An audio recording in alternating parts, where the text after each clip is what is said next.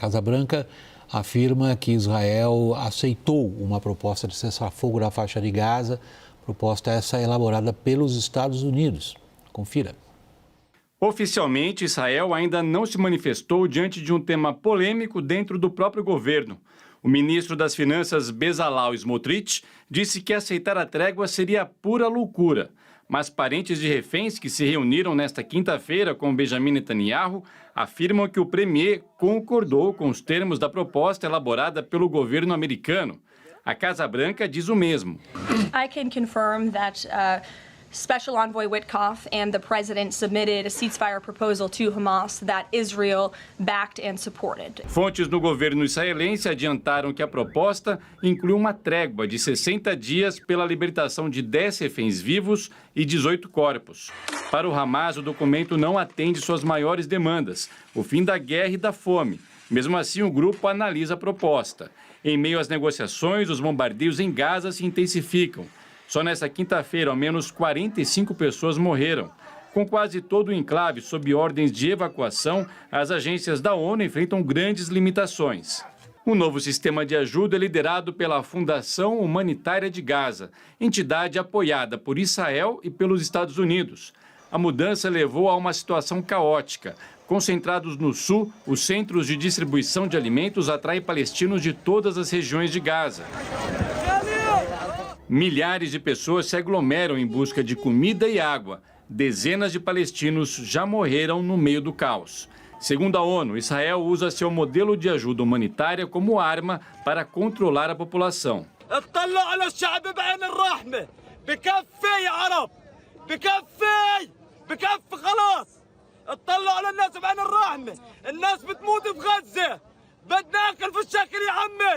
أنا جبنا نروح من عندي لكتن وملق كل غزة دم جبنا نروح له عدوي جبنا بس عشان لكل من طعمك يا. A ocupação israelense na Cisjordânia também avança. O governo de Netanyahu aprovou 22 novos assentamentos judaicos na região, mesmo sob a ameaça de sanções. Cerca de 7 mil colonos israelenses vivem entre mais de 2 milhões de palestinos na Cisjordânia e em Jerusalém Oriental. A autoridade palestina classificou a escalada como perigosa e acusou Israel de arrastar a região para um ciclo de violência e de instabilidade. Fernando, é muito difícil separar as coisas ali. Esses dois fatos mantêm, quer o governo israelense diga o que ele quiser, uma íntima relação. As questões relativas à operação militar, o cessar-fogo sim ou não em Gaza, e isso que foi anunciado hoje. A expansão de assentamentos na Cisjordânia ocupada é histórica, na descrição do próprio gabinete israelense, na sua amplitude e na sua localização. Quer dizer, o que essa expansão hoje enterra definitivamente é qualquer possibilidade de dois estados, que é sempre o que está no pano de fundo, quando a gente discute o que está acontecendo em Gaza e se, num determinado momento, interessa para qual lado obter ou não cessar-fogo por quanto tempo, Fernando? Acho que a sua análise é interessante, particularmente porque a gente pode falar de um novo momento de discussão sobre a Palestina e sobre Israel. Te digo isso porque, como você bem coloca, a gente está cada vez mais distante da criação de um Estado palestino que possa viver, né, em paz ao lado do Estado israelense, mas a gente tem observado, dentro do norte global principalmente, movimentações de lideranças que agora dizem que é necessária a criação de um Estado palestino urgente.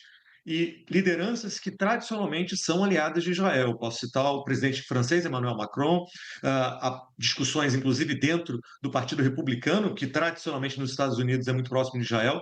A gente teve declarações hoje no Twitter de uma série de congressistas nesse sentido. Então me parece que a grande questão, o X da questão nesse momento existe quase que uma concordância de que a paz para a região passa pela criação de um Estado soberano palestino ao lado de um Estado soberano israelense, mas as políticas de parte do governo israelense indicam que isso é praticamente impossível. O aumento das ocupações da Cisjordânia, a própria discussão em Jerusalém. Por exemplo, hoje os Emirados Árabes Unidos chamaram de volta o representante diplomático em Israel com o argumento de que existem ações que só servem em Jerusalém para gerar preocupação e complicações, tem a ver com visitas de alguns políticos e alguns lugares sagrados em Jerusalém.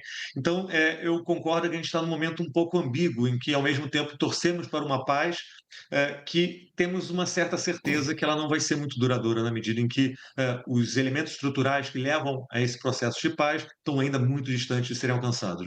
Eu fui na pergunta ao Fernando, que eu vou mais ou menos colocar você praticamente na mesma situação, de analisar esses dois fatos em conjunto, Lorival. A gente tem uma atenção enorme voltada para Gaza por causa da tragédia humana que se desenvolve ali, se desenrola diante dos olhos de todos nós. Independentemente de quem tem razão com o quê, e independentemente dos últimos fatos. É algo que levou, por exemplo, uma Alemanha a fazer críticas que nunca havia feito, e há muito tempo, à conduta israelense. Isso é muito importante do ponto de vista da política internacional. Isso torna a vida de Netanyahu difícil. A Alemanha, por razões históricas que eu não preciso repetir aqui, tem tido em relação a Israel um comportamento que se destaca, inclusive, a favor de Israel, perante os outros amigos tradicionais de Israel dentro da União Europeia, particularmente Reino Unido e França. Agora, voltando ao problema da Cisjordânia, os israelenses responderam praticamente às negociações americanas diretas com o Hamas e pelo cessar-fogo que os americanos dizem que são eles que estão conseguindo, com um fato histórico. Essa expansão, nesse sentido, é histórica. Ela enterra um Estado palestino. Israel, não sei se de forma consciente ou inconsciente, alguns atores ali, com certeza de forma consciente, como o ministro da Segurança, Itamar Ben-Gvir, que é um representante dos colonos judeus na Cisjordânia, realiza cotidianamente provocações com os palestinos para fomentar a violência, reações violentas dos palestinos. Por exemplo, no início dessa semana foi o aniversário de Jerusalém, como eles chamam, como os judeus chamam, que é o aniversário da tomada de Jerusalém Oriental em 1967. E aí o Itamar Ben-Gvir, que comanda a polícia, permitiu, como tem permitido, como tem acontecido, que judeus ultranacionalistas fizessem uma passeata dentro de Jerusalém Oriental, que é uma área árabe, né? E eles cuspiam nos comerciantes palestinos, que acabaram fechando o comércio, e gritando "Jerusalém é nossa", com bandeiras israelenses, e festejando a tomada de Jerusalém, que para os palestinos para os muçulmanos é um lugar sagrado, né? Aliás, para os cristãos também, né? Assim como para os judeus.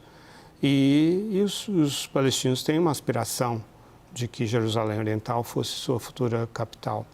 Então, essas provocações, também na Cisjordânia, eles, junto com, inclusive, soldados israelenses, colonos armados com fuzis, porque os colonos judeus podem usar fuzis, os palestinos não podem andar armados, invadem casas de palestinos, chutam os pais na frente dos filhos, né, desonram os pais de meia idade, idosos, dizendo "vai embora daqui, aqui não é a sua terra", colocam fogo em casas, em carros. Esse é um cotidiano. Disparam contra palestinos que estão colhendo azeitonas nos seus campos de olivos, que é uma das suas mais importantes fontes de renda.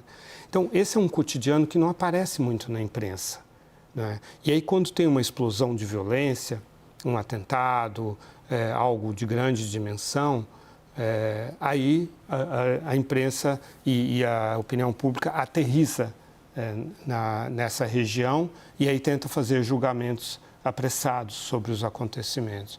Então, Israel sente que o tempo está a seu favor.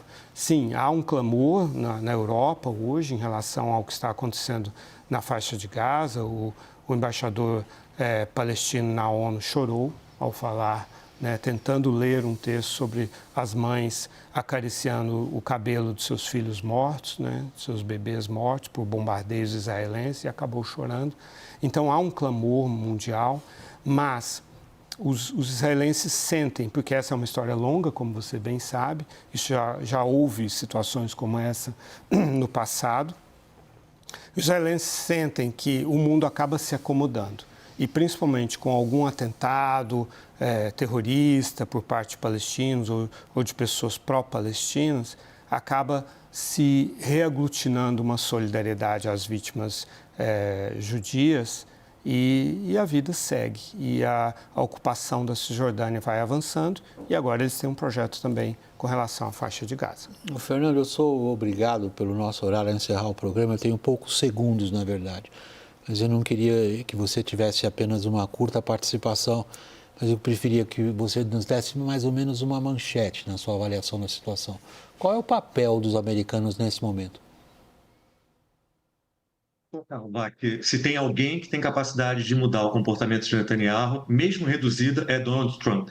Então, a gente tem que focar em Washington, eu diria, as notícias mais quentes vão vir de lá, se é que elas podem ser criadas nesse momento.